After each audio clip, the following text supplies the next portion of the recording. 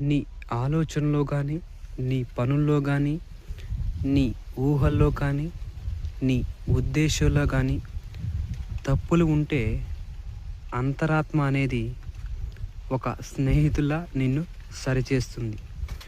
అంతరాత్మను మాట వినకుండా ఉంటే కొన్ని కొన్ని సందర్భాల్లో ఒక న్యాయవాదిలా నిన్ను శిక్షిస్తాడు.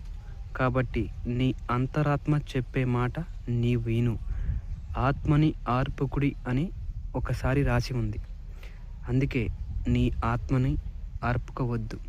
నీ నీ ఆత్మ చెప్పే గద్దింపును తోసివేయవద్దు. అంతరాత్మ అనేది మనం ఎప్పుడు అర్థవంతంగా జీవించడానికి మాత్రమే సహాయం చేస్తుంది. నువ్వు పడిపోవటానికో, చెడిపోవటానికో, నీవు ఈ లోకంలో నాశనం అయిపోవటానికి ఎప్పుడు నీ అంతరాత్మ నిన్ను ప్రేరేపించదు. అంతరాత్మ అనేది అద్దం లాంటిది. నిన్ను సరిచేసుకునేలా చూస్తుంది తప్ప సరిదిద్దుకునే లేకుండా చేయదు. అందుకే నీ ఆత్మను అనేది ఆర్పవద్దు.